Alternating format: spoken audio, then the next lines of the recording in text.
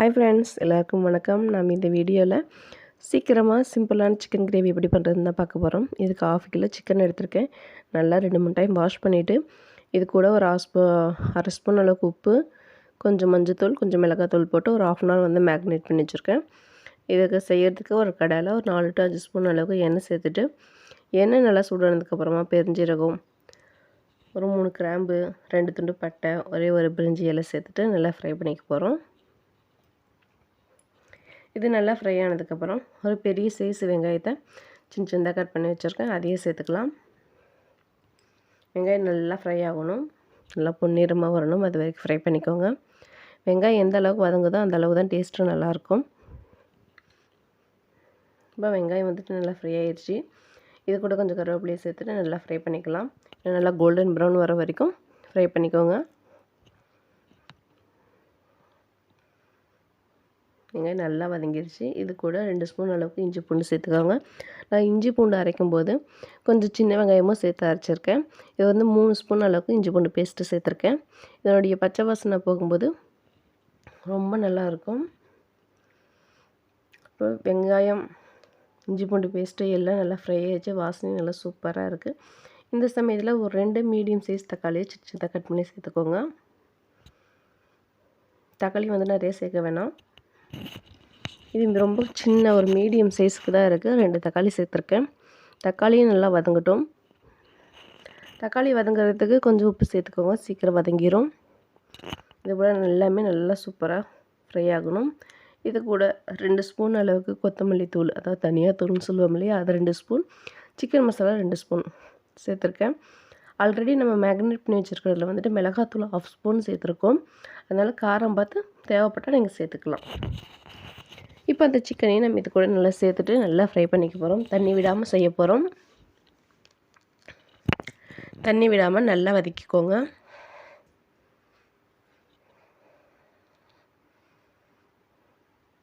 இப்போ தண்ணி இல்லாமையே இந்த எண்ணெயிலேயே நல்லா வதங்கணும் அந்த சிக்கன். சிக்கன் வதங்கினா அந்த சிக்கனுடைய கலர் வந்துட்டு ஒரு சேஞ்ச் ஆகும், அது நமக்கு தெரியும். அது வர வரைக்கும் நல்லா வதக்கிட்டு இது லைட்டாக சிக்கன் வேகிறதுக்காக ஒரு 1/4 லிட்டர் அளவுக்கு தண்ணி சேர்த்துக்கோங்க. சிக்கன் சீக்கிரமாகவே வதங்கிடும், வெந்துடும். அதனால் கம்மியாக தண்ணி சேர்த்துக்கோங்க. இப்போ நல்லா மிக்ஸ் பண்ணிவிட்டு இதை கொஞ்சம் நேரம் வேக விட்டுக்கலாம். ஒரு 10 மினிட்ஸ் வேக விட்டுக்கலாம்.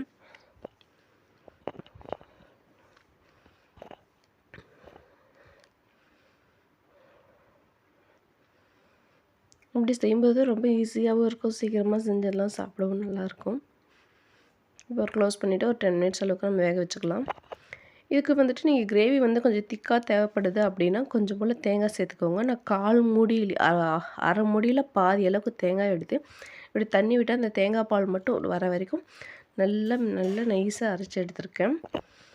இல்லை எங்களுக்கு அது குழம்பு கிரேவி வந்துட்டு அதிகமாக தேவையில்லை அப்படின்னா இந்த ஸ்டேஜ்லேயே நீங்கள் வந்துட்டு சர்வ் பண்ணலாம். நான் கொஞ்சம் திக்னஸ்க்காக தேங்காய் வந்துட்டு அரை மூடி தேங்காயில் பாதி மட்டும் போட்டு நல்லா நைஸாக அரைச்சி சேர்த்துக்க போகிறேன். இப்போ வந்துட்டு சிக்கன் நல்லா வெந்துருச்சு, 90% வந்து வெந்துருச்சு. இப்போ நம்ம அரைச்சி வச்சுருக்க அந்த தேங்காய் பேஸ்ட்டு மட்டும் சேர்த்துக்க போகிறோம்.